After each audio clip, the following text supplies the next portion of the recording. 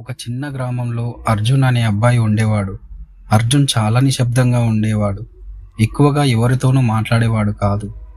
కానీ అతని జీవితంలో ఒక ప్రత్యేకమైన వ్యక్తి ఉండేది. ఆమె పేరు మేఘ. మేఘ అతని చిన్ననాటి స్నేహితురాలు. స్కూల్ నుంచి కాలేజ్ వరకు ఇద్దరూ కలిసి పెరిగారు. అర్జున్కి మేఘ మీద చాలా ప్రేమ ఉండేది.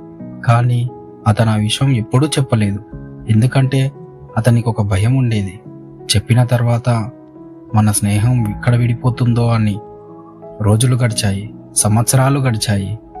ఒకరోజు మేఘ అర్జున్కి చెప్పింది, అర్జున్, నాకు హైదరాబాద్లో ఉద్యోగం వచ్చింది. నేను అక్కడికి వెళ్ళాలి. అర్జున్ బయటికి నవ్వాడు. కానీ అతని మనసులో చాలా బాధ ఉంది. వెళ్ళే రోజు ముందు మేఘ అడిగింది, అర్జున్, నువ్వు నాకు ఒక మాట ఇస్తావా? అర్జున్ అన్నాడు, చెప్పు మేఘ, ఏదైనా చేస్తాను. మేఘ నవ్వుతూ చెప్పింది, నీ జీవితంలో ఎప్పుడు ఒంటరిగా అనిపించుకోకు. ఆ రోజు తర్వాత మేఘ నగరానికి వెళ్ళిపోయింది. మొదట్లో ఇద్దరు తరచుగా మాట్లాడుకునేవారు. ఫోన్ కాల్స్, మెసేజెస్ అన్నీ ఉండేవి. కానీ కొన్ని నెలల తర్వాత మాత్రం ప్రతిరోజు మేఘ గురించే ఆలోచించేవాడు. ఒకరోజు అర్జున్కి పోస్టులో ఒక ఉత్తరం వచ్చింది. ఆ ఉత్తరం మేఘ నుండి వచ్చింది. అర్జున్ ఆనందంగా ఆ ఉత్తరం తెరిచాడు. అర్జున్, నువ్వు ఈ ఉత్తరం చదివే సమయానికి నేను ఈ లోకంలో ఉండకపోవచ్చు. అర్జున్ ఒక్కసారిగా షాక్ అయ్యాడు. అతని చేతులు వణికాయి. ఉత్తరం చదవడం కొనసాగించాడు. కొన్ని నెలలుగా నాకు క్యాన్సర్ ఉంది. డాక్టర్లు చెప్పారు నాకు ఎక్కువ సమయం లేదని. అర్జున్ కళ్ళలో నీళ్లు వచ్చాయి.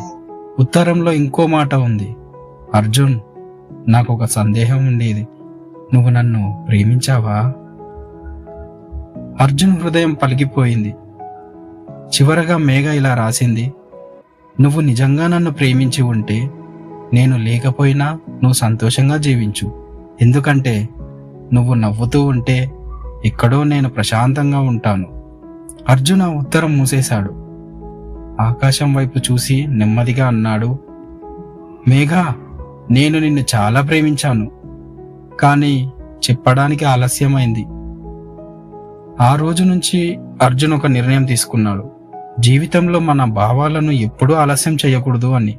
ఎందుకంటే కొన్ని మాటలు ఆలస్యమైతే కొన్ని మనసులు తిరిగి రావు.